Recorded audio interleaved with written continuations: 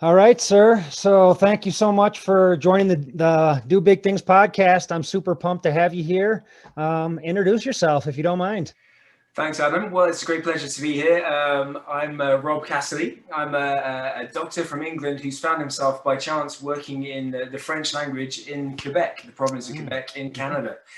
And I think I'm on this podcast, I think, as a result of some friendships in the mountains that I've had that led from one thing to another. But yeah, amongst my repertoire, I've rode most of the Atlantic, climbed a few big mountains in the Himalayas, and had the great pleasure to try and make big things happen.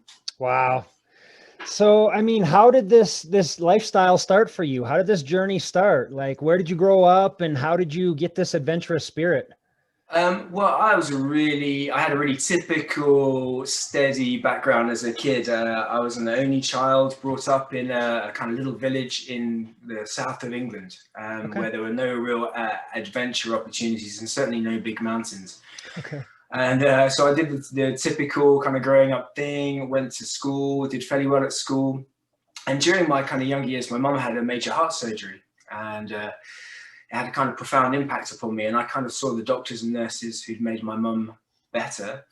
And I think that kind of stimulated my drive to become a doctor. So I was pretty set on a road to becoming a doctor, which I became in the end, and doing the kind of everyday regular thing that we're all expected to do as we grow up: get a good job, provide for a family, and end with a bigger mortgage and yet more responsibilities and drive to work harder and harder. And it's like, thank God I slipped out of that kind of rat race, thankfully, in my kind of early 20s.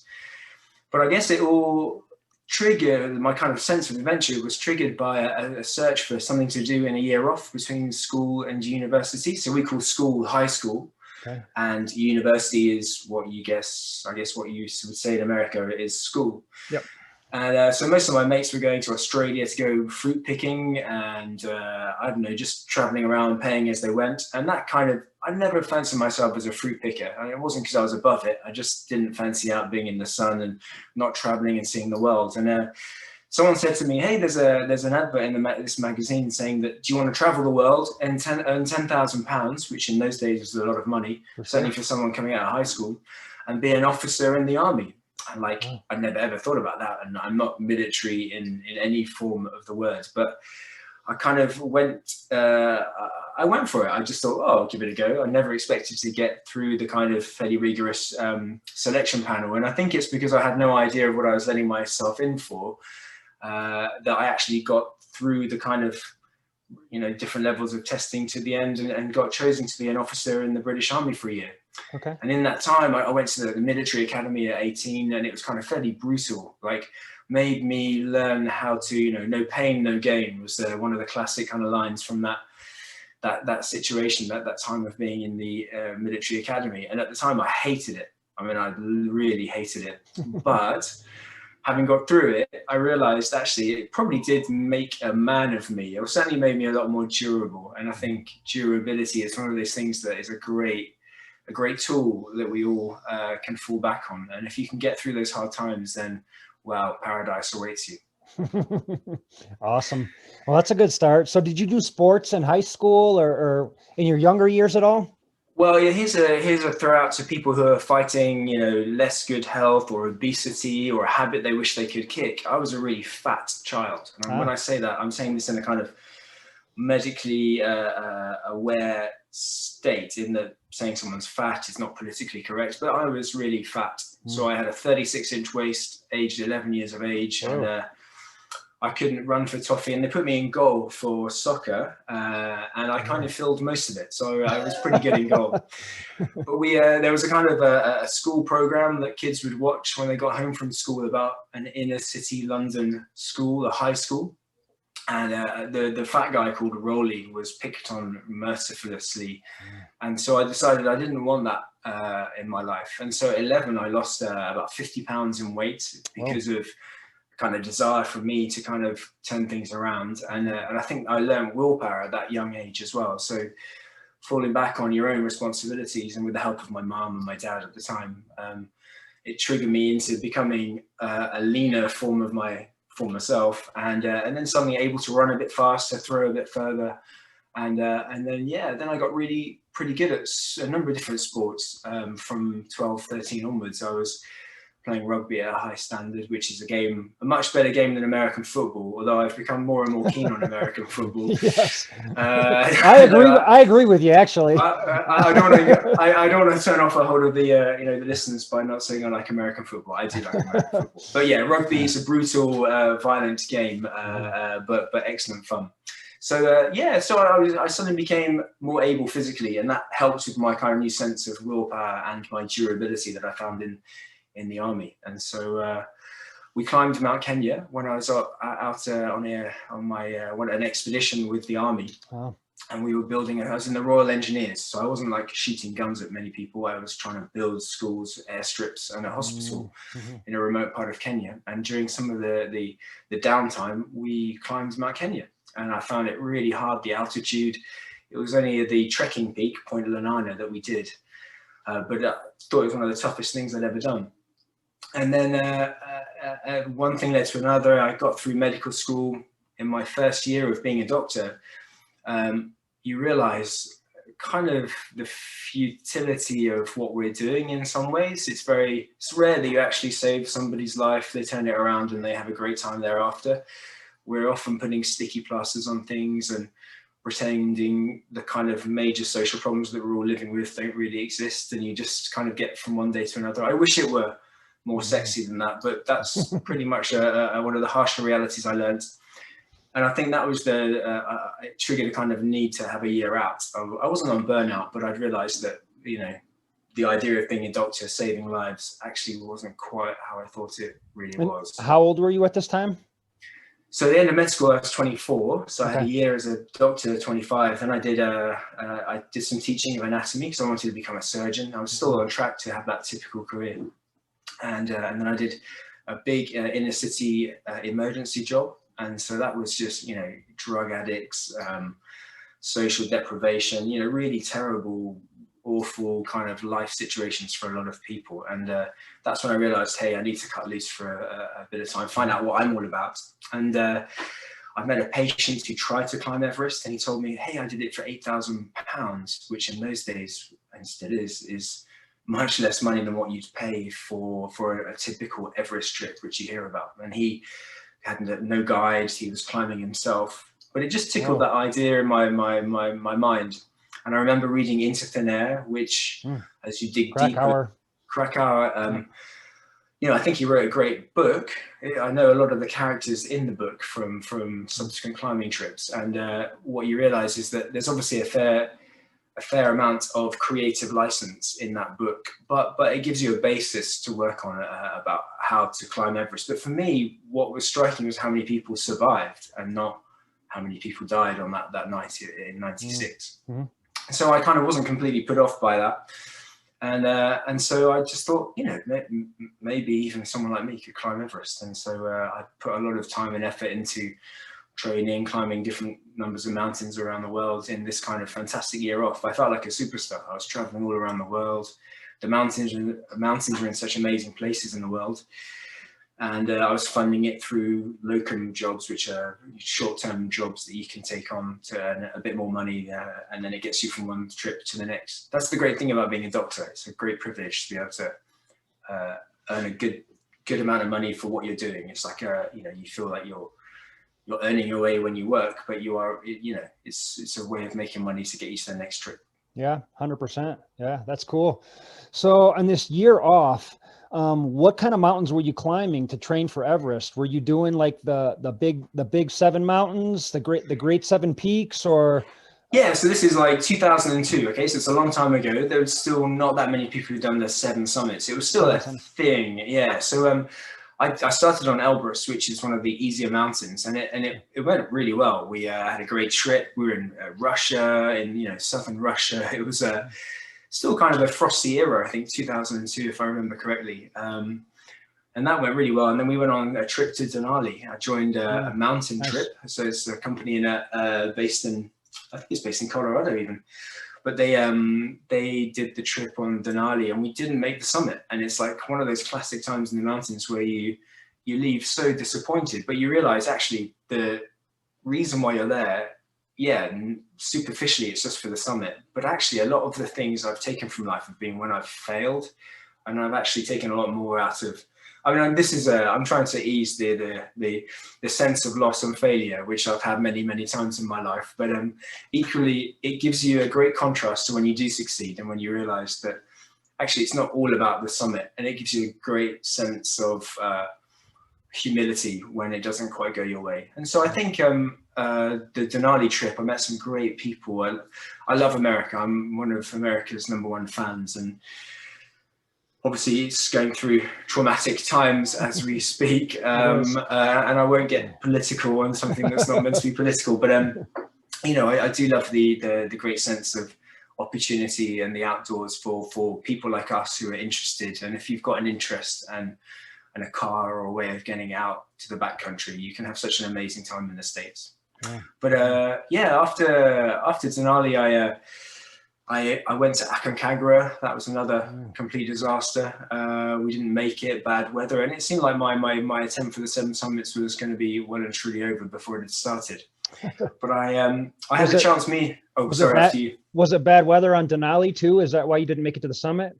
Yeah, so Denali was, we had 7 days at 14 camps. So on the typical route, the West Buttress route on Denali, there are a number of set camps, and at 14,000 camp, we climbed up the head wall, cached our gear just below Washburn's Thumb. I think it's Washburn's Thumb. It's a long time since I've been there now. So it's a great place. You build walls, you dig holes. It's all about survival skills. It's about, you know, effort, brute force, and that's kind of really good. I'm good at that, you know, durability, as I mentioned. It's one of the things I got pretty good at. I learned to sort of love no pain, no gain. And so we put all this really expensive brand new climbing gear that I've been working really hard to buy. And like, I'm still only in my early or my mid-20s at this point. And we dig a big hole, come back down the mountain. And it's all about taking things progressively higher and higher up a mountain on Denali. And a storm comes in, and after a week, the guides say, there's no way we can go back up, so we're going down. And it's like, well, excuse me, what about the gear? My down jacket's up there, I need it for the next expedition.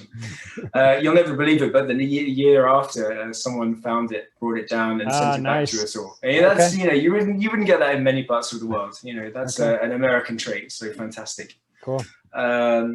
But yeah, so that was weather, Aconcagua weather as well. I mean, that's probably one of the closer times I've had to complete disaster. And it just shows that even on some of the safer mountains, you know, any mountain on its day, 14,000 or a big Himalayan peak, it can be the most beautiful and straightforward ascent, or it can be a total disaster, and you just never know what's around the corner. So always go out prepared, always prepare for the worst case scenario within reason. And yeah, you know, with a bit of good luck, durability, yeah, we can make big things happen. For sure. That's it right there. So this just sounds like an amazing year. And I sort of had kind of a year like this. It didn't really happen until my 30s, where, you know, I just had this big exploration year. And for me, all I was doing, quote unquote, was just climbing the 14,000 foot peaks in Colorado, just kind of living in my truck, climbing all the peaks. But this just sounds like one of those years that one would romanticize in a novel. Like, you're traveling around the world, you're doing all these big mountains, and it's all just training for Everest, right? The whole time you knew that your training was ramping up for this.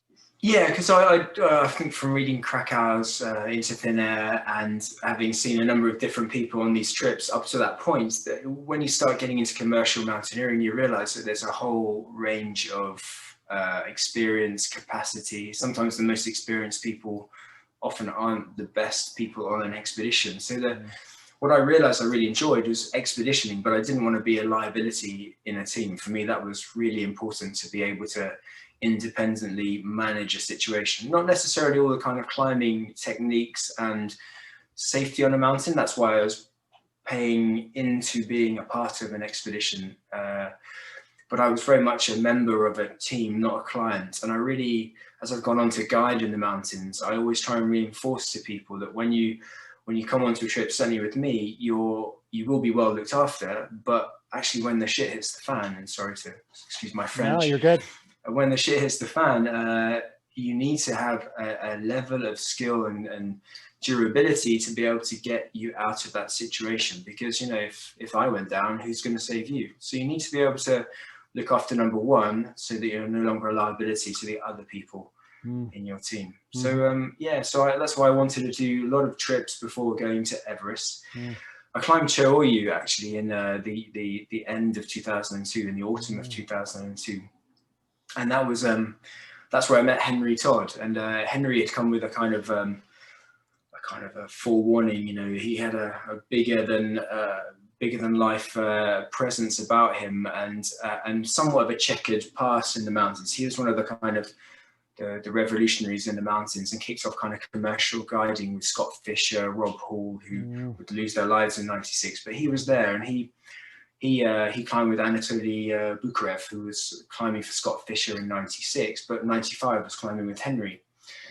And so Henry runs so-called unguided trips, cheaper trips for people like me who didn't have the money to go onto a big, you know, luxurious commercial trip. And it's a bit like the British military compared to the American military. There are a few much less creature comforts when you go on a British military trip or expedition, but you realize that it doesn't necessarily make the soldiers less good. And the same thing goes for a mountain trip. Sometimes too much comfort, too much luxury can make you a bit softer. And so although these days with commercial expeditioning often accentuating comforts and how they're going to look after you, I think you still need to have a core capacity and endurability to make it work successfully. Yeah.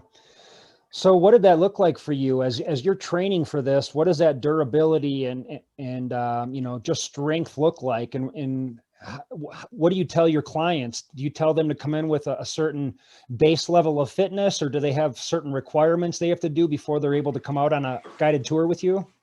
Yeah. So like when I was actively, it's hard to say guiding because I don't have a recognized guiding qualification. It's never something that I've set myself up into doing, but by default, I've been a guide on trips at high altitude. And there'll be a lot of criticism about that, in the sense that what credibility does that person have in that arena in terms of, you know, safety regulations and ticking all the boxes.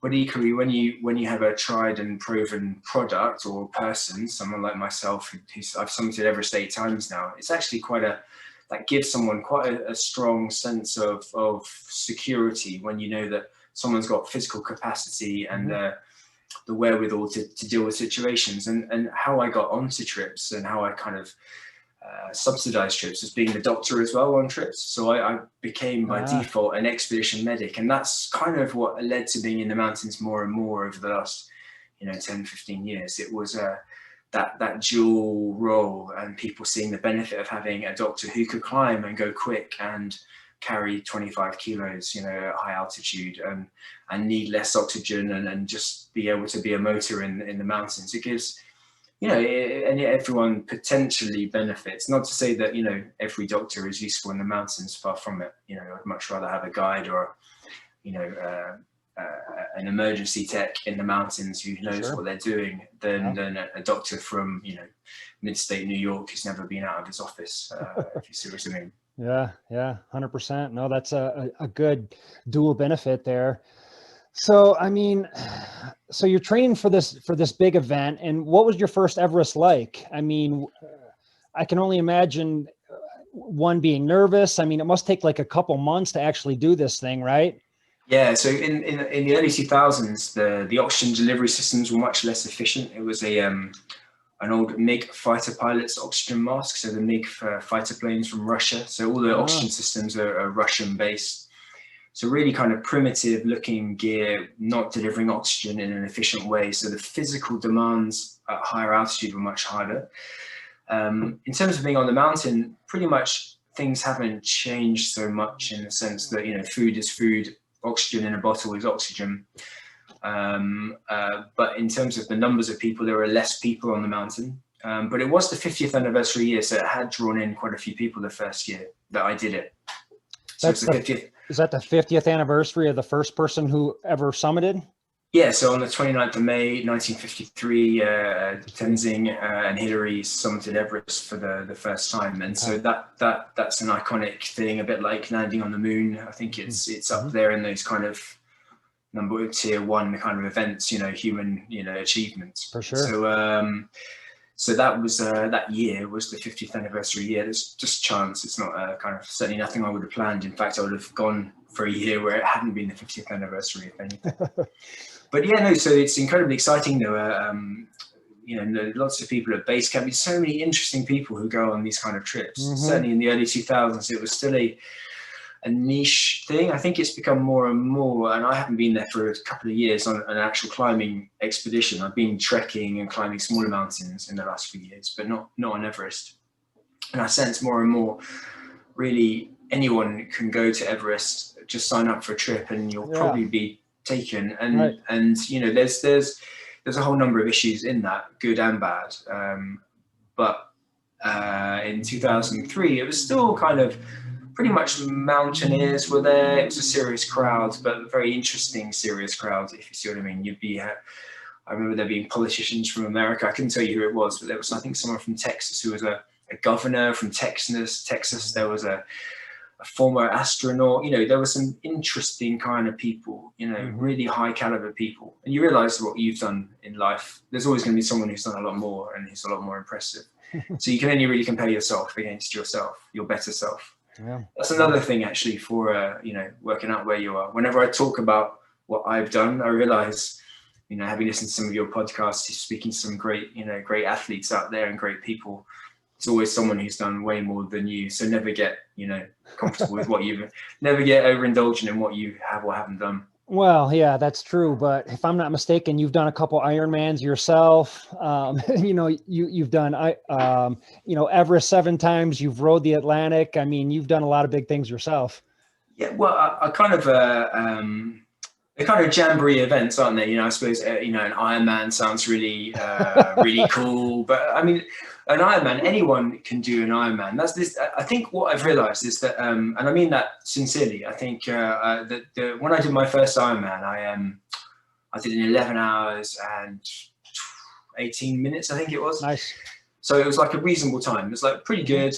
I'm not a big trainer, but we cycled, my wife and I, Mary Christelle, we cycled from Vancouver to Tijuana that summer. So my biking legs were perfect. I was like, not for like fast, but I was like great on hills, as you can imagine. For sure. California is really, Northern California in particular, really mountainous and just fantastic. That's one of the best trips I've ever done, actually, to cycle. Yeah, sounds amazing. Yeah, I recommend that to anyone, any athlete who's done any kind of activity. Cycle touring can give you just this amazing sense of freedom. Lack of actual hard plan gives your mind space to be free. And you realize, like in Oregon, every town is about 25 miles apart as you go north-south or south-north, all related to how far cart horses could travel back in the day. So 25 miles would be the kind of daily distance. And so, these kind of historical reminders and beautiful scenery and never knowing whether you're going to make it to the next 25 miles or not, just, it's nice not planning and not knowing and just being, free. So that's the thing you don't get when you're in the mountains, because you've got a structure and a plan or that's true. A loop plan. So, it's a great thing for psychological and physical well-being. Yeah. But yeah, the Ironman, just the person who got the biggest cheer, when you cross the line. I don't know if you've done an Ironman, but you are an Ironman. Same guy, I think. You traveled to all the events, and it felt really good. And I did it in Mont Tremblant, it's a ski resort in near Montreal, and there were maybe 1,000 people at the finish line. It felt special, man. Really felt good. But the person who got the most cheers was a middle-aged lady who came in at 16 hours, 59 minutes and 52 seconds, if I remember rightly. That's cool. She was in her 50s, overweight, but she'd been training. And I realized, again, it's actually not about me and what I've done. It's actually, when you look at the bigger picture, that achievement for her was the most incredible thing on the day. It was better than the 8 hours 15 by the winner, and it was way better than my 11 hours 18. But it's great to have those individual things you've done. But yeah, so Ironmans have been great. I rode the Atlantic, but didn't quite. So the Atlantic's 2,500 miles from point to point of our route. So if you could go direct, we started in La Gomera. We were in the rowing race in 2009. It got delayed until 2010 by a couple of months. It was due to start in December, got delayed till January because of a lot of hurricanes on the east coast of the States, but a bit later than normal. And so what you realize is that you can sit in a boat and basically you'll arrive on the other side of the Atlantic maybe 3 or 4 months later, even if you do no rowing or anything, just because of the currents. There's a high pressure that sits over the Azores, which is mid-Atlantic, in about December, January time. And that got wiped out by the hurricanes. So we were literally rowing the whole way, or it felt that. So we didn't get much help from current, and we certainly didn't get much help from weather. But on day 73, 280 miles from Antigua, so we'd already done 2,900 miles. So we'd already gone over 400 miles further than you might expect to do. So when you're going up and down, backwards because of bad weather, adds a lot of mileage. Because I had an Everest trip, so like 4 days later, I was flying to Nepal. What? And, it was messed up. But like, how many people can say they didn't complete the Atlantic because they were picked up by boat, flown home, and then on Everest, a few days later? Dude, nobody. I was kind of guiding on a trip, and like all my failures, it sounds like there's always a reason I try and find to explain it away. But so the Atlantic, it was an amazing experience. Pretty tough psychologically to feel sometimes quite isolated, as you can imagine. Your horizon is about 2 miles in every direction. Funny enough, the ocean changes from place to place, and I can't really explain why, but it feels and looks different. Maybe temperature, humidity. You see marine life that you can never imagine or wish to see on the coast. Huge whales, dolphins. You were with one other person? When I was with one other person, Stu, okay. And we had it was a tough time for both of us. I think when we started the race, neither of us were perhaps in the best place. I was in a new relationship to my now wife, and leaving for a few months at a time wasn't, the best thing for a relationship. And I think he just lost a relationship. So we started in kind of not the best fettle, and it kind of continued that way. But, we made it work. But it's, we had water maker problems, because you realize, this is a great advert for the green environment. You're using solar power to generate energy to power up your battery to have a water maker. And if you don't have that, you're not gonna do very well. You do have a manual water maker as a backup, but you end up sweating more than you probably generate. It's like so an electronic water maker is an incredible thing. So it desalinates through a ceramic filter, but that was it never went well. It was always filling up with water. This machine that was supposed to be kept completely dry. Every day we find like 3 or 4 inches of water in the cabinet moving up towards all the kind of vital parts. So it was always it's amazing how demanding worrying about water is. Water everywhere, not a drop to drink. Yeah. Wow. Yeah. So so I ended up being picked up by boat. Maracastel, my family had been in Antigua waiting for our arrival, which never came. They had to leave before we got there because the weather was unpredictably poor for our crossing. How close did you get? 280 miles, which for a rowboat you might do that in a few days if you've got really great conditions. And that's pretty close. I could seeing rubbish in the water. That's the depressing side of it. Plastic, islands floating in the water. Did that feel like a failure? Or, I mean, it doesn't sound like a failure. I mean, you were still out there that whole time. You almost made it. Yeah. How did you feel at the end?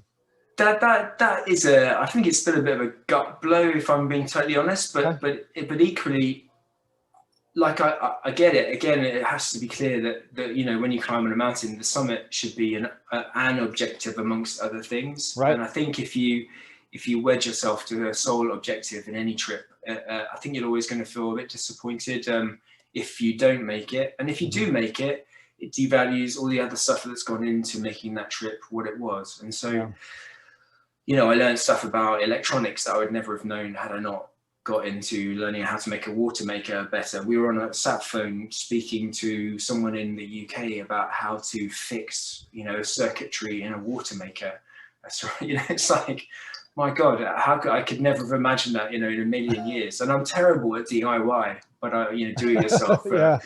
Yeah. But I've become a bit more handy as the years have gone by, and I kind of fall back on those things. And if I'm worried about putting up a curtain rail, I just think, well, you know, you've fixed a few people's hips over your time in surgery. So, you know, if you can shove a screw into someone's hip, you can probably put it into the wall without too much worry. True. So like, yeah, True. I always try and use my experiences or my failures or my successes to kind of guide where I'm heading. Yeah. Yeah. And failure is probably a harsh word. I mean, you know, it's all about the adventure, you know? And if we're throwing around the word failure, I failed on all sorts of different mountain projects and other things in my life. So I was just curious, like how you felt at the end of that. Yeah, no, failure, definitely. I felt rushed out. I felt really somewhat depressed by the whole thing. But as I say, in failure, you know, you become stronger and more able to deal with adversity, you know, as you go through life. And if it always turns out your way, which how you'd like it to happen, you know, I think you become very, very fragile when it actually doesn't go your way. So when I see kids in an emergency department, the reason I'm struggling perhaps with words is that I'm working night shifts at the moment. So I'm just waking up to my night shift tonight. But, you know, I say to kids, I try to be honest with them, because I think a lot of parents try and shelter them so much to try and make life seem perfect or try and protect them from any adversity. But I think the sooner you kind of address that life is full of ups and downs, and if you can embrace those downs, you know, despite the ups being a lot more enjoyable, I think it makes us more durable just psychologically as well. And you know, you'll know from just wherever anyone lives, there's so much mental illness in the world from whatever reasons, but it's cumulative. And one of those factors, I'm sure, is that we lack that sense of durability that you see in third world children so much more. You know, they're left to the, you know, kids in the pool are playing in yak dung, and, you know, they've got snot coming out of their noses and no one's kind of rushing them to the doctor to test them for COVID. Do you know what I mean? Right, it's like, right. But we won't touch on COVID. That'll be that's a Pandora's box. But yeah, no. So I think durability. It's a big thing for people to learn at a young age if they can. For sure. So I want to go back to your first Everest attempt. So kind of walk me through the quick version of that. Like, what was that experience like for you as someone who had never done anything like that before? You know, you're doing it with other people that you've only known for probably a short amount of time. I'm guessing there's Sherpas, there's fear of death. Yeah, kind of walk me through that. Yeah, so I go in without enough real experience in a high mountain environment, but I have climbed Choroyu, so I've got that psychological support that I've already been to 8,000 meters. It went well. I was pretty strong, and I didn't know I was going to be strong at altitude. That was it just kind of turned out that way. But you're using oxygen, right? Yeah, so from Camp 3, you use oxygen. So 7,300 meters, about 24,000 feet. And that's the kind of accepted norm on Everest from Camp 3. But sadly, I think, well, it's all debatable, but more and more these days, people are using oxygen from lower on the mountain to give them a more comfortable experience. But I've been up to 8,000 without those, and in 2005, jumping a few years forwards, I was trying to do it without oxygen, but we lost a teammate on summit night, and he died, and you know, it was a shitty storm, and the whole thing went, you know, just tiny little things can suddenly become a massive thing at high altitude. And this is on your first attempt? That's on my second attempt. Okay, second attempt. Okay. But the first year I hadn't even thought about not doing it with oxygen. And what you realize in this game is that it sounds really good talking to you right now. If I could say I'd done it without oxygen, you'd probably be more impressed than had I done it just with oxygen, which is the case, sadly. So I can't impress you with my physical prowess. No. But what you realize is that this blows a lot of brain cells. So if you've got brain cells to blow, or you don't really need to, when I mean blow, destroy, kill, destructed, never coming back. And there's been quite a few MRI studies of high altitude climbers after high altitude exposure for a number of weeks. And, there's, huge lacunae, which are like puddles of liquid inside the brain. There are ischemic areas, all after exposure to prolonged hypoxia. And that's not everyone. So some of us are more prone than others. And I've never been interested enough or worried enough to get an MRI scan after a trip. And I think I probably will keep it that way. Because I think if you see the damage that you've done, you'll never likely risk your brain again. But it's a thing I'm conscious of. And when I was a young buck, in my late 20s, I was thinking, well, that doesn't matter. I've got plenty of brain cells, or Sure. I thought I did. But look how I've ended up, So sometimes the sanest, wisest advice is caution and don't throw it all to the chance gods. Actually, be a bit more cautious in your approach, and things can often work out best. I was jumping around in 2006. I was in the Lhotse Couloir. I was trying to climb Lhotse, the fourth highest mountain in the world, and then Everest a few days later. Oh, wow. And I got to 150 meters from the summit. There was no rope in the couloir, something I thought I'd never be doing. Never. I was not a put it all on the line kind of climber. I was follow the fixed lines, be strong, up and down, in and out, thank you very much. And thanks to the Sherpas. And by the way, Sherpas are what makes it all happen. And there's no doubt that I wouldn't be here talking to you if it had not been for my amazing Sherpa friends who put their lives on the line, on every trip. And it's just their work, it's a privilege for them too, but nonetheless, it's just their job and they're risking a lot. But there I am at 150 meters from the summit. I can see it, like literally, it's a very narrow couloir. It's an amazing, epic climb. And my crampon snaps off. There's a plastic retainer over the foot of the front of my boot, and it snaps in the cold and just falls down. And we're kind of potholing in deep snow. I've literally got two arms, my axe and my other arm, and so I'm in the snow, but the thing pops off and just starts going careering down the slope. About 20 meters down, it falls into a kind of hole that we've made on the way up. Okay. I'm there, no rope, nothing. I'm like, shit, but the summit's so close. My Sherpa friend, Guruman, he climbs down, gets the crampon and kind of attaches it back to my boot. And it's a bit like a tooth that's wobbling in your mouth before you lose it, as a kid. And I phoned Henry, I radioed Henry. And I said, Henry, there's been a problem. We were the last ones, my other two teammates had turned around. And I said, Henry, this is the way it is. I'm really close to the summit. I think, okay, I can definitely do it physically. There's no problem. Coming down might be, I don't know, what do you think? I wanted him to say, carry on. Well, coming down is the biggest worry, right? Yeah. And coming down anyway without any rope before. It was only a section of maybe 100 meters up and down, but it was still something that I thought I would never, like I've climbed really big mountains and been in risky situations, but even now I have a healthy sense of exposure. If you can walk along a pavement or a sidewalk without any thought of falling off. It's only 2 feet wide, but you're not going to fall off.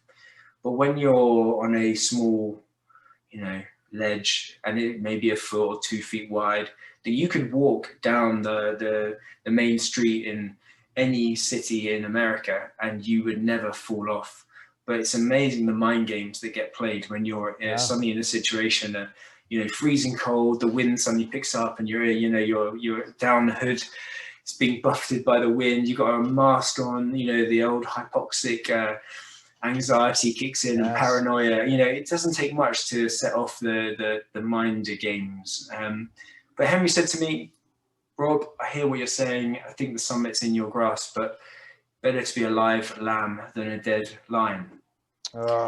So, better to be a live lamb than a dead lion. And of course, we all think we're the lions, but actually... Yeah, maybe there's something in that. So, I came down, I summited Everest 5 days later. So I did 2 8,000s in a very short space of time. I remember I got down, we ate loads of chocolate brownies, I think it was, something like that. Just a load of massive pile. And the next day I went back up and within a few days, I was on the summit of Everest in a beautiful blue sky day. Just our team on the summit, 5 people, 4 people. It was incredible. Wow. Wow. What an adventure. So you're like the king of adversity. I mean, you make it almost all the way to the top, and then you have to turn around, come back down, and then you just suck it up and you go right back up the next day. That's a psychological hit. When I've done Everest 8 times, and 2 of those years have been double summits. So so I was in the first group of Westerners to climb Everest twice in a season. As it turned out, it was a week. Wow. So in 2007, I was asked to join Kenton Cool, who's a relatively famous British climber, who, and a great friend. He said, would you mind coming out and joining me on a trip to help get some people who are, I'm climbing with? I've got 5 people, it's too many for just me. And I was like, wow, amazing. I'm getting paid to go to Everest. Mm-hmm. I was just, I was a hobby climber, and now I'm suddenly dream come true. And I always said I was a high altitude T-boy, but you realize that having been there before, it does give you credibility. And by then I climbed up to the summit twice. And in 2006, my second summit, there weren't that many Westerners who'd done 2 summits in total. Right. So in 2007 comes by, we have illness in our team. So the first group ends up being just 2 people. Gets to the summit, come back down, but the 3 who are ill, they kind of want to go, so they still want to go up, and they're getting ready to go up or feel well enough to go up, as it turns out, and exactly 7 days later. So Kenton said, do you think you can? And I was like, well, if he thinks he can, I definitely will make sure that I can. I was in that, but you realize, you see your first team leaving to go home. You see them off. We've just got down. We summited the first summit. We got back to the South Col that same night. And the next day, normally people go from the South Col to Camp 2. So from like 26,000 feet to around 21,000 feet. Okay. And we decided that we would go all the way to base camp. So you don't normally get people going from 8,000 down to 5,000 in a day on Everest. But we did that. We had a day of rest, and then we were back up again the next day. And that's quite physically, it was demanding, but more so psychologically, it was kind of tough to go back up to Camp 3, have a shitty night, sleeping at 7,300 meters. But in that whole trip, I've been up and down 3 or 4 times to 7,300. So it was like a new normal. So it was good, man. It was really great. And, to be part of, it was Willie Menegas. He did it with one of his teammates, and Kenton, and then myself. I was the 3rd one on the day to do it. Historically great to be a Westerner doing something for the first time, but Sherpas have been doing this for many, many years. So it's really nothing in the scheme of things, but it's something. And then that really made me think, actually, I've got something in terms of the juice at high altitude. So I definitely have this is not the kind of thing I've trained for. It's not something that, maybe it's been gifted. I don't know. I don't mean that in a kind of jokey sense, but I've got a good physiology, definitely. I can gain weight, I can lose weight, but I'm psychologically strong, and something about altitude, as I say to my good friend Angnuru, a very strong Sherpa who I've climbed with many times, the higher we go, the stronger we get. And of course, we're not getting stronger, but comparatively, we seem to be drawing away from, most other people. Okay. There are other Western climbers who are probably, I'm sure, stronger than me. But there are, I'm in a category of Western climber for one reason or another that seems to do pretty well at altitude and not be too affected. What do you can you attribute that to anything? I mean, does that go back to your days in the military, or where does that come, or is it just, who knows? I think physiology is something that I think a bit like training for endurance. You can train to have tolerance to, the bonk that people have in long distance running. I think you can train your body to, if you look at the science of it, start metabolizing fat at a higher rate, so you can actually generate energy from stores that you have already. And I've got plenty of fat stores, it's like, sure, so that's when we certainly have more, for everyone has more fat stores than glucose in the liver and striated muscle. You exhaust that, then you're in that kind of bonk phase. But if you can quickly metabolize fat, and the secret is how do you make your body more efficient at metabolizing fat? That's the way to go in kind of endurance activities. But when you look at the science, the more recent science studies have been looking at in terms of mitochondrial handling of oxygen at a cellular level. So when you breathe in oxygen, it goes into your lungs, it crosses a capillary membrane in your lung, and in the alveoli, the air sacs, it gets transferred by blood, to your heart, it gets pumped around your body. But the oxygen has to move from a higher concentration in your blood to a lower concentration in your tissues. It's kind of a passive movement. There's no kind of active pump pushing oxygen into your tissues. And those tissues are your brain, your muscles, depending on whatever you're using at that time that you need. And so when you have very little oxygen available, there's very little oxygen in your bloodstream. Therefore, the gradient of oxygen being delivered to tissues gets less and less. And I think what we're realizing is that there are people genetically predisposed to a kind of selective advantage in hypoxia at a kind of very cellular level. The mitochondria, like this tiny energy powerhouse inside your cell, which is what converts oxygen, a bit of sugar, glucose, and a bit of water into ATP, this kind of amazing energy unit that we use.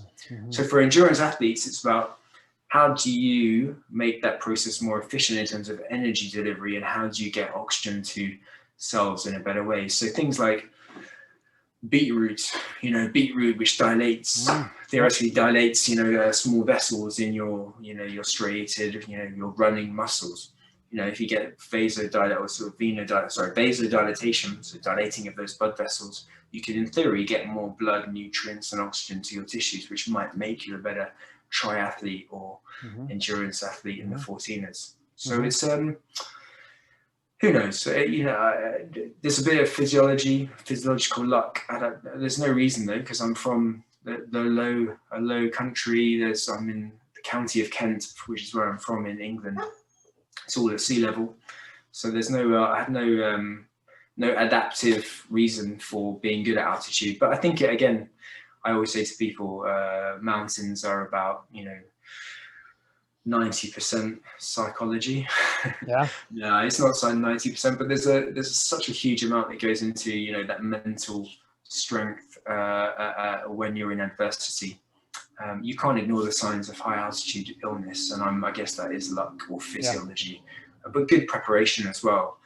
But I think once you're at that high altitude, you just need to play the mind games and deal with a situation that's tough to take, and that gives you such a benefit there on in. Yeah.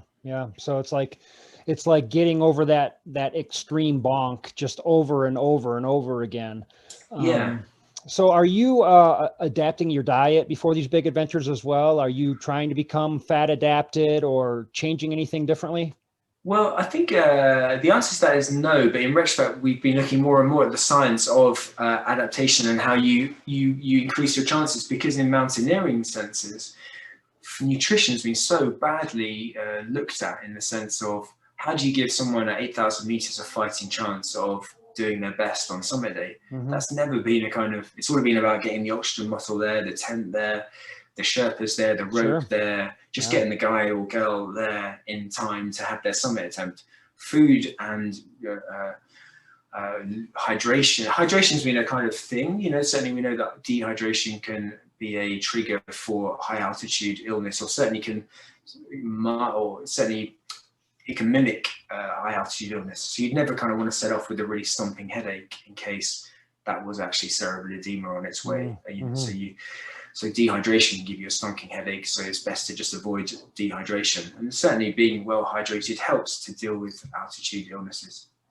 But nutrition wise, what we would be, we just have boil in the bag food, so it's easy to clean up the pan, and you can either drink the water thereafter. But there's not actually that many calories in those boil in the bag foods. It's like 3, more and more you can get like a 2-man serving or 2-person serving, and you might get 600 or 700 calories. But if you think about your day, it's my first ever summit was 21 hours long.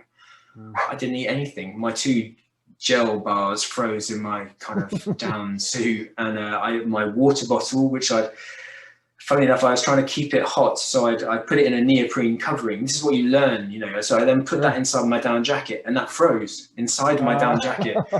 Had I taken the neoprene thing off and just put the hot water bottle inside, it would have, one, kept me warm because I got cold as well, and it wouldn't have frozen because my body heat would have kept it at least liquid. So those are just simple things you learn from experience. But yeah, no, I've come a long way. So I'm constantly drinking, eating, and you see loads of people ignoring just basic needs in a high altitude scenario. You've got a mask on, goggles. People don't want to stop because they feel they're gonna, I don't know, get left behind. Yeah, you know, you're not going to get left behind, but it's highly underestimated part of it. And I think the research and a drive to improve mountaineering nutrition would help both runners or climbers in that high altitude environment. But like doing the 14, you know, doing the Nolans or doing any kind of challenge in the you know, in Colorado, that's clearly going to depend a lot on nutrition, and that's a major focus for, you know, for people who are trying to attempt such great events that I've been listening to. Is it Eric Lewis 2 weeks ago? Eric Lee. Lee, excuse me. Eric Lee. But just listening to him, you know, between mountains, he's like feeding and massaging and like doing everything he can just to maintain, you know, that capacity to go on to the next stage. So it's already a much more advanced stage than mountaineering, which so little has gone into increasing performance. So you're just trying to get the most efficient food up to these camps, the easiest food to cook, which is just, you know, I don't know, what is it, like rice, beans, just super simple foods, carbohydrates mainly? Yeah, so like most Western people will end up taking boil in a bag food. Cheese is a great one, salami, another great thing, you know. But sometimes, you know, appetite's really suppressed by hypoxia. So there's this, you see people just, they don't feel hungry, so they don't eat. And I'd be like, you just can't do that. You have to eat. You have to get calories in. Otherwise, how can you expect your body to perform with nothing in it? And this is why a lot of people do badly at altitude, is that I think it's a bit of self-maintenance, and I think you just have to push through that kind of lack of hunger. And I appreciate, you know, when you're feeling crap and you don't want to eat, the last thing you're gonna actively try and do is eat a big meal when someone's telling you to do it. So it's more than just me telling someone to eat, but you can get you can encourage someone, and a bit of encouragement, they tend to get going, and then suddenly you see them, you know, improving their chances in front of you. It's very satisfying, that. But the Sherps, they're cooking rice. They really aren't changing their diet. Rice. Sometimes they take a bit of meat, and they have they're 6 or 7 in a 3-man tent. You've got like Westerners freezing their balls off, 2 people in a tent. You know, and you've got the Sherpas all sitting upright. They're not laying down to sleep. We all think we need to lay down to sleep, but most people aren't sleeping because it's so uncomfortable. The cold, the hypoxia, just the whole psychological stress of going for a summit attempt. The Sherps are laughing, joking, 5 of them sitting around a big fire in the middle of the tent, things you'd never do because you might burn the tent down. But they clearly, it's not their first rodeo. They know exactly how it's going to go. You know, they're venting their tent. They're not getting poisoned with carbon monoxide. You know, they're adapted here psychologically. They're adapted here physiologically in their lungs and their heart, and they just know how to do it. For sure. Yeah. Wow. I'm guessing with all your time that you've spent out there, you've seen some tragedy over the years. And sadly, yeah. Yeah. Can you talk about some of that? Yeah, sure. I guess I had my first direct link to tragedy was in 2005. Rob Milne was one of our teammates. He got pretty unwell towards the end of the trip. But our trip was elongated by bad weather. So we went into June to try and summit, which was like pretty unheard of. I think our summit attempt was the 4th of June. So we'd been there got there at the end of March. You imagine just the kind of the shit show that all turned out to be. And at Camp 2, waiting for our slot, this weather window that actually never came, we ended up treating an Iranian woman who was left for dead just above the South Col and being brought down in cerebral and pulmonary edema. And this is where I kind of learned that a good climbing guide who's done lots of experience can kind of help much more than some wet behind the ears British doctor who who just is on their second trip and hasn't really seen any major, medical disaster in the mountains. Yeah. So I helped her with a couple of climbing guides, and we helped get her back, and a Sherpa carried her down 2 days later, and she survives to tell the tale, and I'm still in contact with her via email. Oh, wow. But it was a pretty, quite an amazing thing, examining an Iranian woman with all the kind of cultural delicacy or delicacies that were related to that, and she was able to feel at ease with a whole bunch of Western, effectively men around her trying to help her. And it was a great thing for mostly American people helping an Iranian woman, and those kind of things are often lost in, political debate. Actually, at the kind of the everyday human level, we're all getting on. Hey, sorry, How you man. doing? I'm good. No worries. Sorry it's about crazy, that. Isn't it? We made it back. Sorry, Wi-Fi demons. I think I've got a fairly solid connection, but you can never tell, can you? Yeah, same here. It's okay. It's okay. I'll piece it together.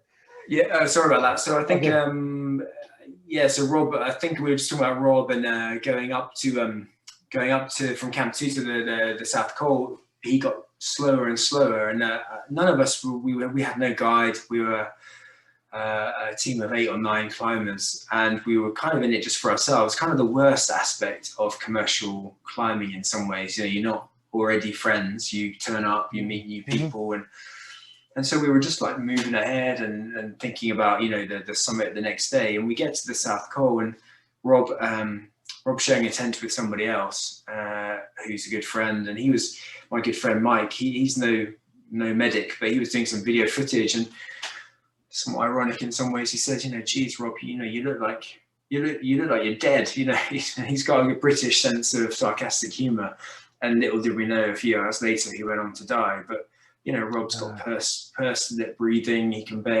can't say anything. He can't say a word because he's so breathless. When you look at that and realize how things can go wrong, and it's just a kind of this sense of misadventure that didn't need to have happened, you realize that climbing big mountains is a terribly selfish thing to do, that only you get something out of. There's not many people at home who get much out of it.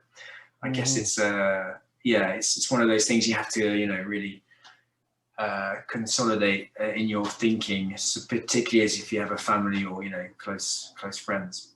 But so that was the first real episode. And then, I've seen big avalanches and been involved in big rescues on the mountain. But I think probably the worst tragedies were 2014 and 2015. And my now wife, Mary Christelle, had come on both of these trips. And in 2014, we were at beginning of the expedition. We were at base camp. We hadn't even climbed yet. We just got to base camp 2 days earlier, I think. And I get a shout, Rob, come to the mess tent. So Henry has been informed that there's been a massive Serac fall, and he said, are you in shape to go up? They need help. It sounds like there's been a lot of people hurt.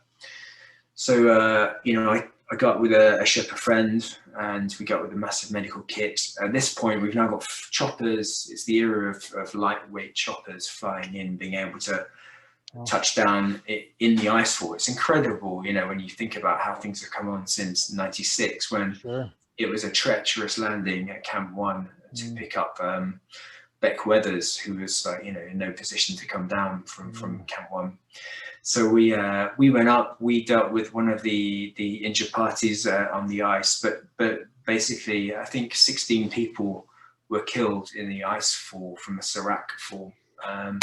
Mainly, I think Alpine Ascents, Sherpas, and some other teams. I forget exactly the order, but Lakbarita Sherpa, a good friend he lives in Seattle, he was there and digging out friends, that he's known for years and years, and the courage and the humility of the man. I can't say enough about him. But a number of people were digging out friends, and you can only imagine what that's like. And that's a major tragedy, 16 people being killed, and all Sherpas, and it brought on the advent of gear being helicoptered up to Camp 1, which is now what is happening on the mountain. Instead of Sherpas going many, many, many times through the icefall with logistical gear that they don't really and shouldn't be putting their life at risk to do. So it's a dangerous place, the Khumbu Icefall, and very unstable higher up. And, you know, to get hit from above is a thing you've never really, you know, accounted for. So the route does go under the west shoulder of Everest, which is this huge kind of triangular face of rock with, you know, hanging ice seracs on top. And yeah, these 16 people were killed, and it led to a huge political kind of fallout. The Sherpas basically went on strike, and rightly so, didn't really feel like climbing again that season. Were they like demanding more money, or what was it? So like I'm not completely 100%, you know, up to date with the, you know, the privileges of Sherpa insurance, but Sherpa insurance, I think, gave them up to $10,000 or maybe even less at the time. But a lot of that money goes into their equivalent of a funeral, a puja. So there's a lot of money paid to get a blessing, because for them culturally, it's extremely important how their death is dealt with, because it has a direct impact upon how they'll be coming back. So, and then there's no kind of support for the families thereafter. So good companies will have a kind of network of support that continues to help families over years. And often, you know, you have to hope that the team members in a group will then go on to have a collection of funds that carries on helping them over years. And Dave Morton, a good friend, again based in Seattle, he an amazing climbing guide, you know, cameraman, does a bit of everything, but a great human being at the end of the line, which is the most important accolade I can throw upon him. He with Melissa Arnott and probably some Sherpa friends started the Juniper Fund, and the Juniper Fund is a kind of an insurance that kicks in automatically for families who've lost a climbing Sherpa, generally father or husband, to a climbing accident in the Himalayas. And so that pays, I think it's $1,000 per child per year for up to 5 years, or something in that order. So this is an amazing charitable fund that's been started, and, you know, continues to thrive based on, you know, contributions from, you know, I guess wealthier Western climbers. In fact, not anyone, but it's mainly Western donations which lead to this kind of this organisation being viable. But the government in Nepal, which takes $10,000 for every permit, or even more now, in fact, for each climber who wants to climb Everest. So they're getting huge revenue streams from Western climbers. It was considered, and I would argue it is the case, they're not putting enough back into the region from that huge financial kick from having Everest as their, you know, one of their major tourist drivers, but also major fund makers. You know, there's a huge amount of money coming into the Kathmandu government, but not really being, the ripple effects not really being touched by the people in terms of the governmental money being taken for climbing Everest. Of course, the region benefits just from having tourists there, so tea houses and you know, people selling souvenirs, you know, that's all kind of blossoming, or was until COVID. But I mean, those kind of things have really been successful in the Khumbu, but yeah, from a governmental support point of view, there's nothing. So yeah, so the expedition effectively got called off. You know, having to deal with, you know, 16 dead bodies coming out of the ice was awful. Mary Christelle, my wife, she's a cardiologist, and we were actually trying to do some science projects on the mountain. So we had like a small portable ECG machine, an EKG in American. And you know, the great adage about hypothermia is that you're not dead until you're warm and dead. So if you're freezing cold, you know, even if you've got no pulse, you shouldn't really be making any calls on status unless it's clear. But you know, most of these deaths were traumatic, and so, you know, sadly the EKG machine to try and establish some electrical activity wasn't really necessary. So that was 14, and then we went back in 15, thinking, well, you know, we've had our bad luck here. And like you know, 2005 was the one year where I didn't summit. I summited 3, 6, double summit in 7. 2008 I summited, 2010 I double summit. The only year I hadn't summited was sorry, 2012 as well. The only year I hadn't summited was 2005. So to have this big, you know, I was on a good success rate, very good success rate. So to have 2014 come along, selfishly was a kind of no opportunity to climb. Tragic for us. This is awful. Actually, you know, 16 people have just been killed. We need to get a sense of reality and suck it up. And we did. And we went back with good faith, in good faith, to have that's where we met John Dennis, who I think is linked to him. Yep, good buddy of mine. Yeah, so John and Jennifer came out. They climbed Lobochet East, Island Peak. They integrated and assimilated into the area amazingly well, as you would imagine. And you know, lifelong friendships with Tundu, who were going to be killed in a few years after their first meeting with him. But that year there was a massive earthquake, and so we're at Camp 1, and we just arrived, and I'm collecting ice stacks for people to start brewing to get hydrated. You know, I'm always trying to think about, don't sleep, do nothing, get yourself brewing, get yourself drinking, so you're going to prevent that dehydration headache. So I don't have to send you down with what might be an altitude headache later on. And then I'm standing up outside my tent, just looking around. It's kind of cloudy in the Western Cwm. It's a beautiful place. It's a stunning place. You're in between Nuptse, maybe the 16th or 17th highest mountain in the world, the west shoulder of Everest. You're looking at Lhotse. You can just catch the summit in the distance. I mean, it's a fantastic place. You're in the lap of the gods, literally. And then the ice starts shaking under my feet. And I've been there many, many times, and I've seen ice implosions. So literally blocks of ice at the top of the icefall will implode and fall down. So I thought we were on a block of ice that was about to suck us away to oblivion. And it's a weird sense of thinking, geez, this is it. What do I say to anyone? And it started shaking. And I would estimate I was moving 50 centimeters forwards and backwards. Like, it was massive translational movement. And everyone's starting to scream in the tents, what is it? What is it? And I just remember in 2005, we had a massive avalanche from the west shoulder of Everest. And I thought, shit, it's avalanche, or we're going to definitely have an avalanche. I remember 7 people were injured at that avalanche in 2005, and 3 of them got blown out of their tents with nothing. You know, they were just wearing a base layer. So imagine being blown out of your tent, no shoes, no helmet, no down jacket. You know, you're blown out of your tent from the shockwave of the avalanche. You get partially buried, and then you get freezing cold. So I just said, you know, get your helmets on, get your boots on, get down low. And they were all in their tents, were shaking. And I'm just waiting for the avalanche. So I've now decided it's an avalanche. It goes on for ages, a minute and a half. Wow.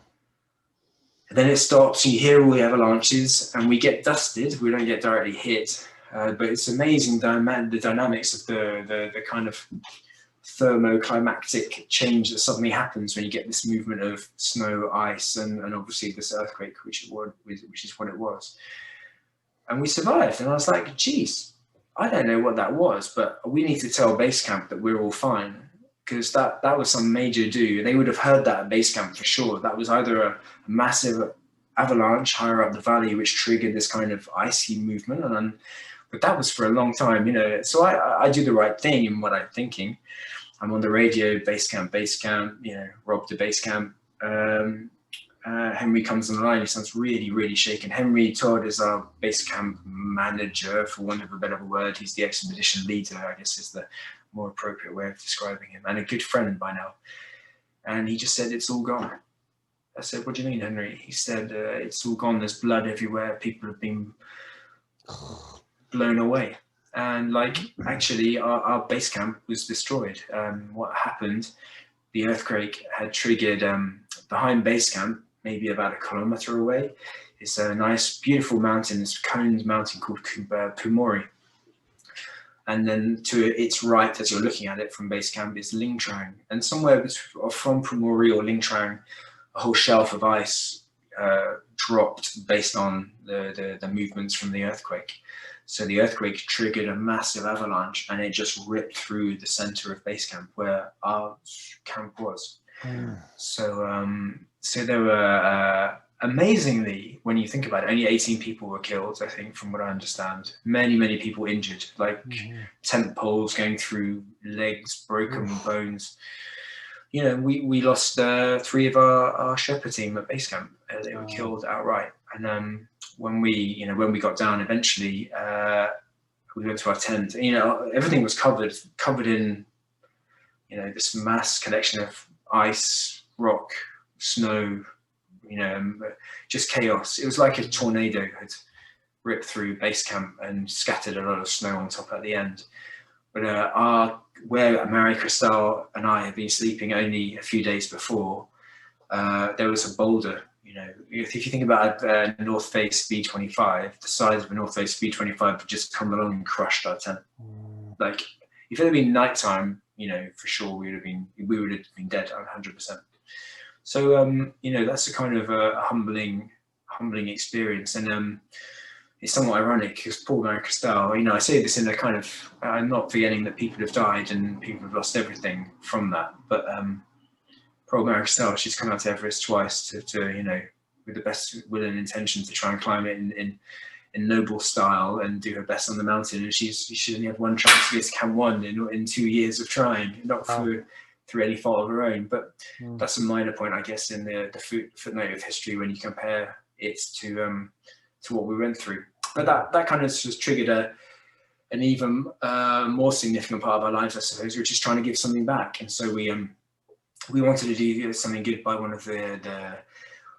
of our team members who died, Kumar. He comes from a very impoverished village way down the valley, and we knew that he had 4 children. And I hadn't climbed with him. He was more of a cook member, so he was like, you know, making water, feeding us, always smiling. He was known as, you know, Smiler.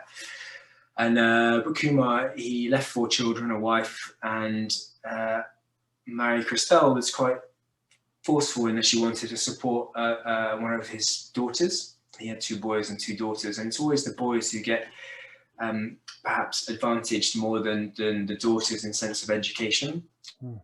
And it's just a kind of a sad fact that I guess people invest more in boys' education than a girls' education. It seems a better bet. So we wanted to try and school one of the girls in Kathmandu, and we managed to raise $30,000 in the hometown where Mary Christelle lives, and it was all initially to try and help school one of his daughters. But finally, the mum wanted to keep her kids around her, and who wouldn't? You know, why would you want to send your daughter to a boarding school in Kathmandu to give her a great education when you need her around you to you know, pull out the vegetables from the fields, but also to give you that kind of psychological and familial support that you need after you've just lost your husband. So instead of sending her to school in Kathmandu, we ended up trying to repair the school that was destroyed in the earthquake in Chescombe. So we now have this incredible project of rebuilding a school, which is now completed. Chescombe got awarded as one of the best rural schools in Nepal recently. We managed to get an internet company to come in and provide a free 3G service to the people of Chescombe. So now they're getting online courses from Toronto, from Kathmandu. We're always looking for other people to come in and help. A charitable organization in Canada helped us with laptops. So there's now 45 laptops in the school, and it's kind of you know, it's Mary Christelle's amazing drive and effort who got all of that arranged, and I can take very little credit for that. But it makes you realize the bigger picture of what we're all up to, and that you know, actually, you know, these amazing physical achievements we're all getting involved with, actually there is a ripple effect. And if we can bring good at the same time as getting something out of a challenge that we're doing, particularly if we're in a third world country doing something crazy there, you know, all the better if someone else can get the benefit as well. And so it's a kind of we're at this kind of funny stage of life where we're still doing lots of things, going out hiking in the, you know, the backcountry where we live. But just recently we've had a daughter, and COVID has like cut any chances of travel anyway. So these bigger projects are kind of somewhat on the ice at the moment. Maybe literally, maybe more metaphorically anyway, not literally, but yeah, I can't wait to get back to Nepal. We had planned to take our daughter, who's 6 months old, certainly up to Namche, which is at 3,000 meters this autumn, cool. and that's get back our links with the school. But it'll all come back. It's we remain optimistic. But there you go. There's from disaster comes some good. So do some good is a kind of I think an adage we need to take into our daily lives. That's a beautiful thing. I can appreciate that for sure. Shed some insight on this for me, because there's like this rumor, and this may be even a touchy subject for you. I'm not even sure if I'm out of line by asking this, but there seems to be this rumor that like Everest is like a graveyard and there's all these bodies up there. Like, what are your thoughts on that? And is there any truth behind that? There is some truth in that, but the reason why I went back a second time was for me, because I had some friends going back, and that's how I met Rob Milne, who ended up dying on that 2005 trip. So by now I've been on Everest twice and had no business going back. I think I'll tell you the exact reason why I went back in 2005. On the first summit, we had a really tough summit day, and I didn't get any photograph on the summit. It was a kind of whiteout. We could have been sitting, you and I could have been sitting, I'm trying to think of what's the crucifix? Is it the crucifix in one of the 14,000s near Vale? Holy Cross. Holy Cross, sorry, yeah. So, I've climbed up the little couloir on Holy Cross. It's a lovely little, beautiful climb with some great friends I have out in Colorado. And but you could get we could have got to the summit and it had been cloudy, and you wouldn't have known if we had been on the summit of Everest or on the Holy Cross. And both are equally fantastic, by the way. So my kind of superficial side said, well, I've got to go back and get a photo. But of course, that is highly superficial, and I hate saying that. And I think that was one of the drivers initially, but obviously there's a lot more to it than that. So the 2005 trip didn't work out, and then one of the teammates from 60 said, "That's from 2005." Said, "We need to get Rob's body now, because what had happened, he died at around 8,100, 8,200 meters. So that's maybe 600 feet out of base out of the South Col. He kind of fell on his ice axe and passed just by a kind of rock band. Once you get out of this kind of pyramid of ice that you climb up to get through into a little rock band that you pass through on the right hand side before you get to the balcony. So between the balcony and the South Col, Rob died. So when we came down, I remember vividly, because there were two doctors on the trip, myself and Simon, who's an orthopedic surgeon from Melbourne. We kind of we took a photograph. We were thinking about a death certificate for his wife, or proof. You can't just turn up with nothing. And we took his camera, and I think he had a chain around his neck, which we removed and took with us, and his wife has. And then we did all the things in the embassy at the end, and so it was all kind of done reasonably. We get fined, I think, $4,000 for leaving rubbish on the mountain. A body's considered rubbish on the mountain, so there's no real desire to leave bodies on mountains from commercial. You got fined? Yeah, so that's how it works. And but that's, not us personally, but the trip in its totality. Okay. So ultimately, it's a net loss to the owner of the expedition. But that's I think when someone's died, you don't really give a toss. You just suck it up. It's a kind of crazy regulation that has no business being used, but they consider that as rubbish. So the next year, someone said, I want to go back to get his body down. And it sounds like a really noble, vainglorious thing to do, to try and get a human body down from Everest. And what I can say is that in the pursuit of trying to save someone who's almost dead, or bringing down the body of someone who is dead, you risk many lives to do that. And that takes it's mainly Sherpas. There's not many Western people who go up and risk their lives to bring a dead body down. And certainly if it's a living body, there might be a Westerner overseeing it. But physiologically, most Western people on their first trip up Everest don't have the punch to be able to push through, carry a human body down. And a dead human body is not an easy thing to get down rock ledges, ice cliffs, without endangering yourself. And it probably takes about 7 to 8 people at that altitude to actually mount a rescue. So we're like I was like, I kind of said, yeah, no, I'd like to, yeah, of course, I'd love to do that. And 2005 was a very dry year, so his body was very much visual. But 2006, 2007, there was so much snow that, his body was invisible. So it changes with the seasons, whether you see or don't see bodies, one thing. I saw him in 2008, sat down next to him. I was blown away to see him. I couldn't believe that actually, there was my, teammate from 3 years before. So that was a bit, I should have said, I'm not a very emotional person. I don't know, maybe I've become emotionally blunted over the years because of, things that have happened. But I do remember shedding a tear.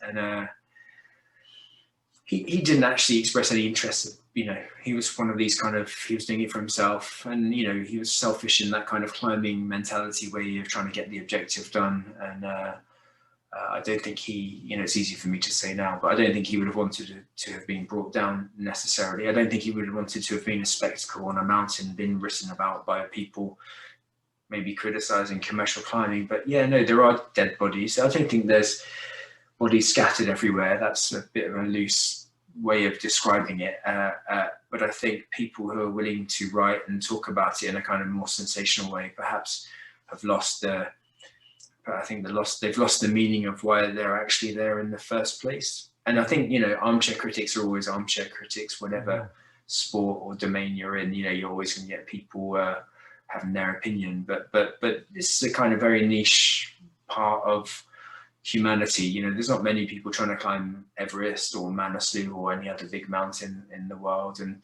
the numbers of people who die in it are relatively small, thankfully. And Really? so therefore, it affects such a small proportion of the world population who may or may not see a dead body on Everest that it is something that we don't need to sort of put too much time and effort worrying about, I don't think.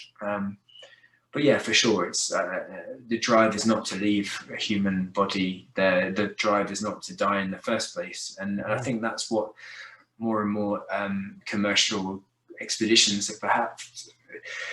The drive for getting more and more people climbing the mountain, certainly from unrestricted permits being offered by the Nepali government to perhaps less scrupulous measures to verify the candidature of a climber who's willing to pay 20, 30, 40,000 bucks to sign up onto a trip.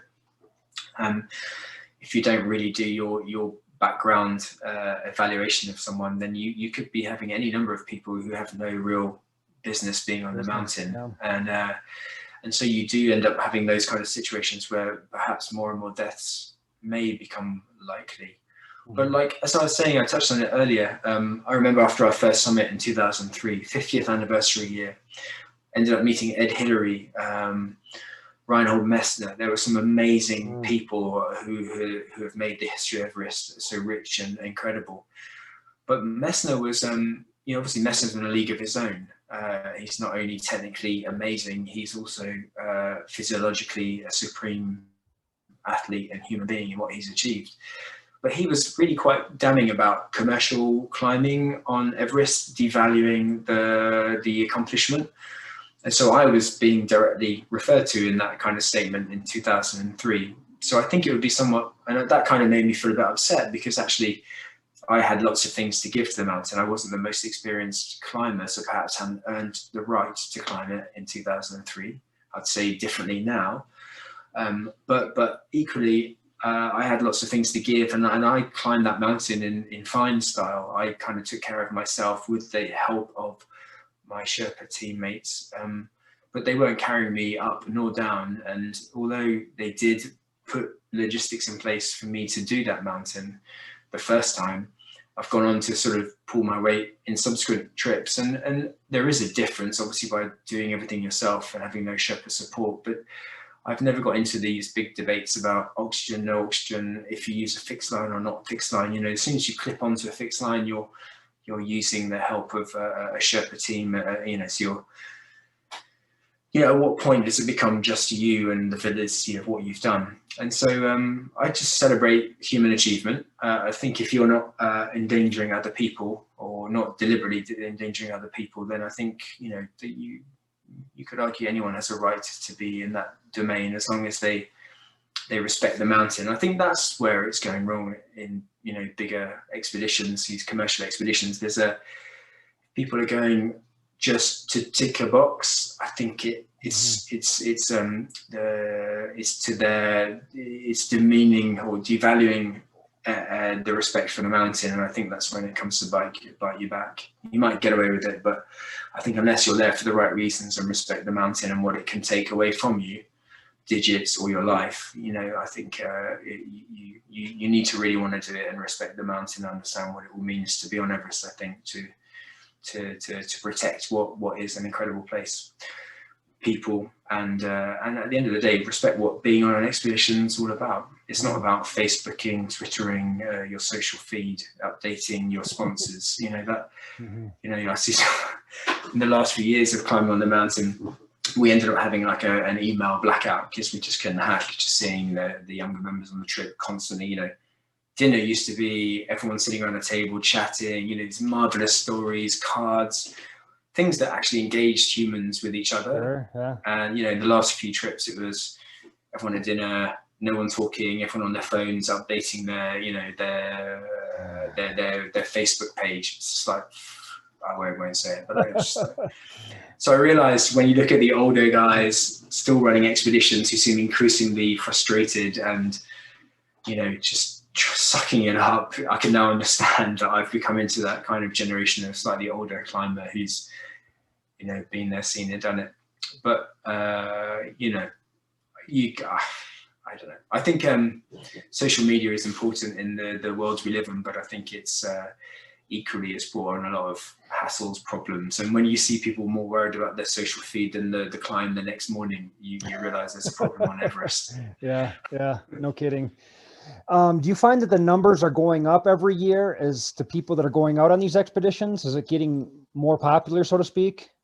I think there's kind of a kind of saturation point, which I think has been reached. And what had happened in the last maybe 5-6 years of commercial guiding, more and more local companies, so Sherpa-run companies were running expeditions, and so that was an intriguing dynamic between the commercial trips that previously established by Western companies, mainly American, Kiwi, British. You suddenly have this kind of cut into their margin by companies who are locally based, offering trips that people are signing on to for half the price, which have much fewer kind of overheads. If all your guides are from Nepal, you pay no permit to climb the mountain. If you've got a Western guide, he or she will be paying 11,500 for their permit. Okay. So that's, you're flying them from Seattle, or you're flying them from Christchurch in New Zealand. That's another cost that you add into your package.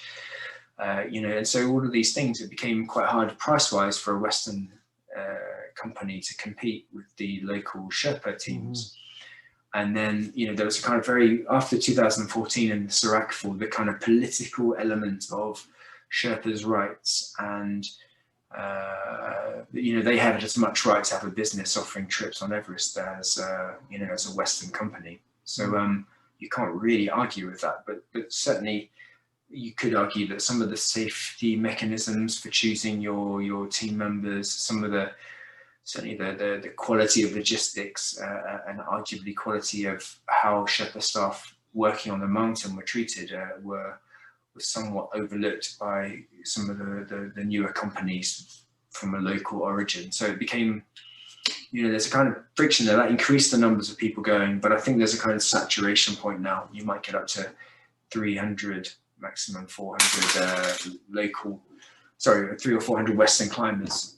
And therefore you'll have maybe 300 Sherpas in addition climbing. So it sounds like a lot, and it is a lot, but it's a huge massif of mountain that you're stretching yourselves across. So there's always a way, if you're prudent and if the weather window permits, to spread yourselves fairly thinly on the mountain. So you apart from base camp, you don't get an awful sense of the mountain being overrun. Not yet.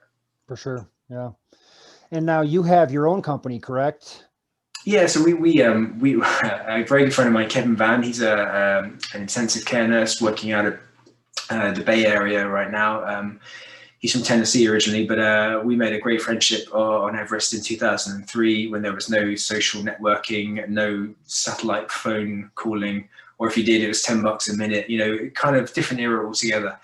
So we forged a fantastic relationship, and we had great Sherpas, and we just loved being in the pool. We loved being on expedition, and we'd maintained contact. We climbed Denali in 2007 after my double summit. I came straight back. This is the kind of great, glorious life I was living.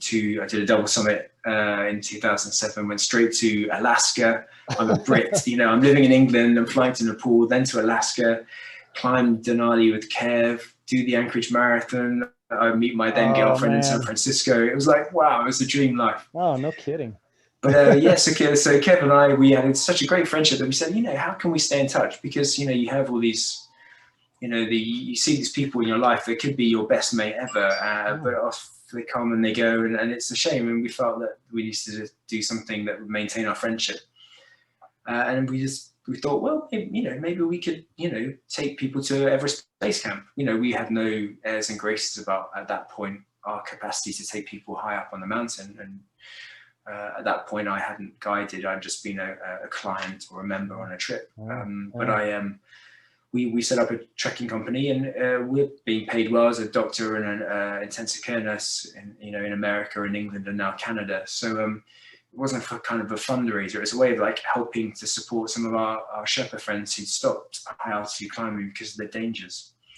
So once you stop being a high altitude Sherpa, your salary goes from, like a superstar sportsman in America to being just the everyday guy on the street. Your salary takes a massive hit, and it suddenly becomes quite a destabilizing thing for the hopes and aspirations you had for your family. But do you keep putting your line on the risk or not? So our friends, they had kids at school in Kathmandu, and it's $1,000 a year to school a kid. So instead of just giving them the money, which we could have done, we decided to have a trekking company where our old friends who were climbing with us, they were now kind of trekking with us, which was very, very safe and very, very, they would be earning as much with us trekking as what they were climbing Everest. And so it was we got a free trip, and that's basically how we model our trips. We get a free trip. We kind of help support the local economy, our friends in particular. And so it's a way of us maintaining this ripple effect, and of course we get a lot out of it. So it's, it's not a charitable organization, but it does do some good for the local people. And we have no worries about it being an income generator for us, because we have our jobs in Canada and the States. So it's a kind of liberating thing. But yeah, no trip this year. We had to cancel because of COVID, and our website's awful. So I wouldn't even recommend. It's okay, but we don't keep it up to date. So we're not. That's the trouble, isn't it? All that glisters is not gold. I think that's what we have to remember. That's a good adage to come from this podcast. Our website doesn't look very good, but we offer a very good trip for most people. So yeah, we wanted it. Everest Climbers offering a trip of trekking to the mountain that we'd all climb. So everyone who guides on our trips has climbed the mountain and has a real passion for the area. So yeah. So if I wanted to come out and do a trip like this, like how would I prepare for something like this? How do you guys educate me beforehand? Like, do I have to be fit? Do I have to change my diet, or what does that look like? Yeah. So in terms of doing trekking or climbing a mountain? Like, say, climbing Everest. Okay, climbing Everest, I definitely want to know your climbing curriculum vitae. So if you've got a good CV of being up at, Denali is a great mountain for testing someone's durability. So Denali is always a great thing to know that someone's tried, or something in that kind of area of climbing, not the alpine style climbing, more the kind of, the logistical slog. It's great to know that someone's been to 8,000 meters, and up until recently, that was one of the kind of prerequisites, climbing Chirwayu or Manaslu. So I've been on Chirwayu 3 times and summited, and Manaslu, the 8th highest mountain in the world, and summited that. And they're amazing mountains and great ones for cutting your teeth at 8,000 meters without the excessive risk which comes from being almost at 9,000 meters on Everest, or 29,000 feet. So yeah, the CV, you can't hide that. But if you haven't got much climbing experience, I have had some people who've had less climbing experience, but they've had other things to offer, so they're willing to go through a sequence of pre-trip trips. So we might meet up before an expedition and go hiking in the backcountry. I want to see that you can carry a pack of 20 kilos. You'll never do that in the mountain, on the mountain, but it's knowing that you can go outside with a backpack on your shoulders. You'd be staggered how many people come to a trekking trip or a climbing trip, and they've got a brand new backpack, and they haven't done it much before, even though what you've heard about them suggests otherwise. And it's just like, really? Right. Yeah. So I just want to know that I think I'm more Rocky 4. I'm Rocky and not Dolph Lundgren's character do you remember Rocky 4? Of course.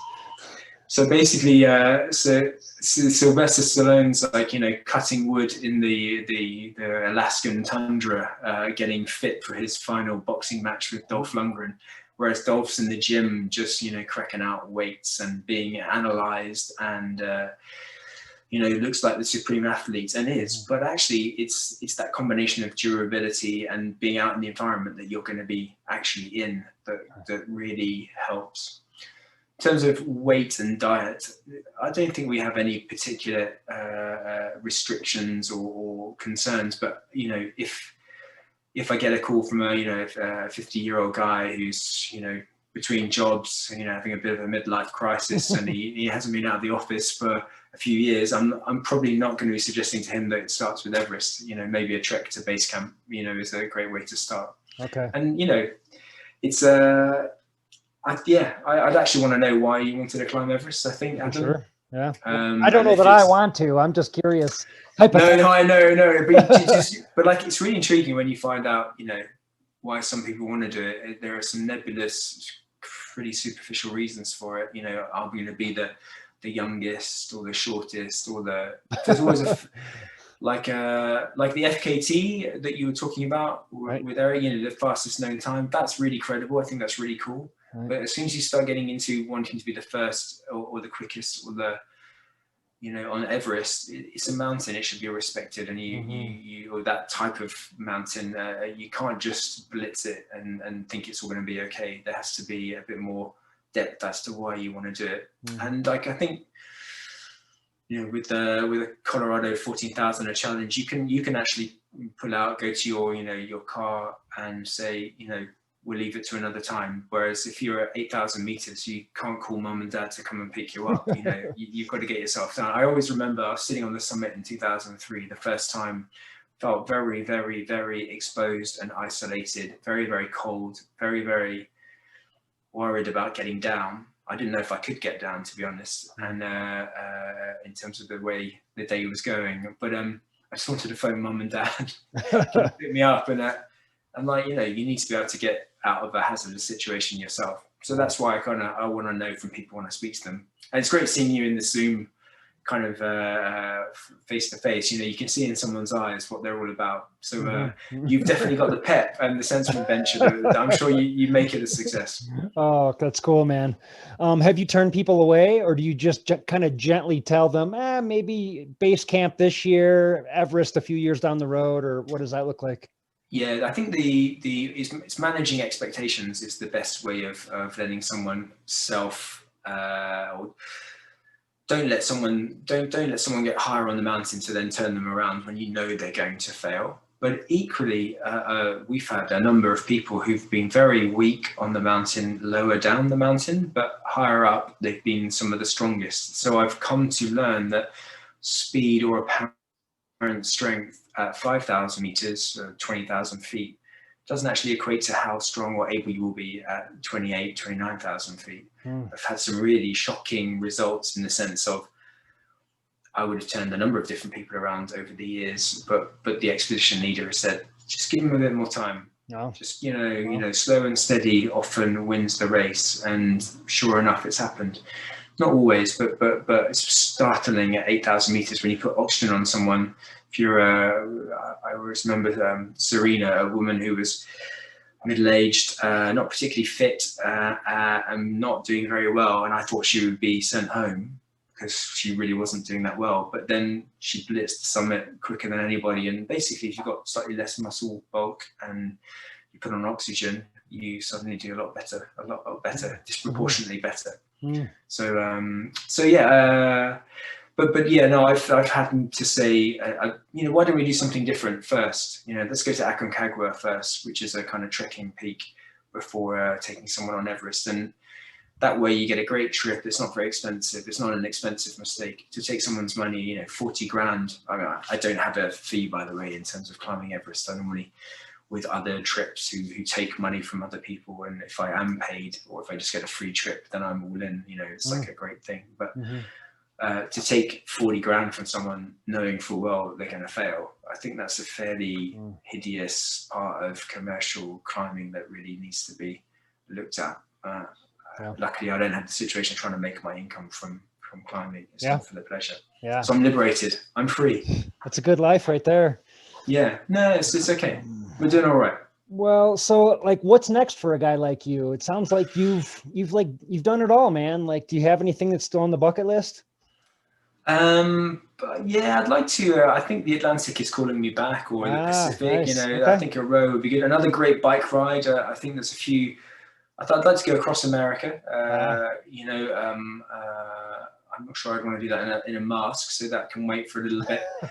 I think I'm establishing a life with Mary Christelle and our new daughter Eleanor. We're trying to do trips with the kid and the dog. You know, so wherever we go, our Pembra, our Italian Spanoni comes, and Eleanor comes. But I think our next big trip will be a bike trip with Eleanor and being towed along, and that would be a great thing to get those kind of adventure juices flowing once again. But once we're out in the pool, it'll be good again, I'm for sure. Cool. And your wife's an athlete in her own right, isn't that right? Yeah. She's done the Marathon des Sables in Africa, right? In the Sahara Desert. Yeah, Sahara Desert. So she's done the Marathon des Sables. We did the Mongolia, the Gobi Desert, the 4 deserts sequence of endurance running. She blitzed me on that. I had a really bad, again, excuses, but my ITB was awful. And she came 10th in the women's, so she was like really stoked about her performance. And she's nails. She's psychologically very strong, very capable. And you know, I proposed to her at Pangbache, a village at 4,000 meters, so about 14,000 feet, in 2009. And I took advantage of hypoxia, thinking, you know, that would like confuse her into saying yes. And she did say yes, thankfully. But it turns out she's got this great capability at altitude as well. So she's climbed Chirwayu, the 6th highest mountain in the world. She's been on Aconcagua and climbed to the summit. She's a consulting cardiologist as well. So she's like she gave a lot to her career, but she's also trying to, you know, get her life back now. So we're in this kind of flux of trying to work out where it's all heading. But no, I'm privileged to be married to her. She's a good lass. Oh, that's cool. Sounds like you're in a good place. Yeah, thank you. But rowing the Atlantic does still pique your interest though, huh? Yeah, Mary still said maybe we could start by sailing, but I'm not sure a husband and wife has much business of rowing a boat across the Atlantic if they want to maintain their relationship. So yeah, no, I might need some volunteers to write in and be my second person. But yeah, no, I think the wanderlust is really rising. I think just anything right now would be great to travel and to see parts of the world, but I'm engaging with bits of Quebec that I haven't seen before, and you realize that there's always something nice or great to do even on your own doorstep. You just have to dig a bit deeper sometimes. And I always felt that I looked on with envy of my friends who live in Colorado, just outside the Vale, and it's like, geez, I'd love to live here, but actually where I live is pretty nice too. So I think you have to look on the positive side of things. You look at what you have, not what you don't have, and I think that helps you get through times like this. You got it. Yeah. And you've probably heard this joke before, but seeing how you're from the UK, couldn't you just take the boat and just like go home to see your family or something? It'd be a slightly chillier return journey though. Like we went from La Gomera in the Canary Islands, just off the west coast of Africa, to Antigua, which is the Caribbean. So that's definitely the easier way of doing it. Rowing back from like New York or Quebec City across the North Atlantic, that's another order of suffering, I think. Give me the warm sun and the Caribbean rum. Gotcha. Oh man, you've been awesome to talk to, man. I've really enjoyed the Thanks, Adam. conversation. You're a Renaissance man, and it sounds like you've just done all kinds of stuff. So it's been a pleasure, man. I mean, I could talk to you Good all luck. night long, but it sounds like, I know you have to work tonight, but it sounds like your stories could just go on forever. So Thank you. I appreciate your time. Well, thank you for sharing your podcast with us and your Absolutely. inspirations. And I Yes, think sir. we need to turn the role reversal at some point to hear a bit more about your amazing accomplishments. But thank you very much. You've been very kind to have me on. It's been a pleasure. Thank you. Stay in touch. We'll talk soon. Thank you. Okay. Take care. Namaste. Cheers, man. Namaste. Bye-bye. All right.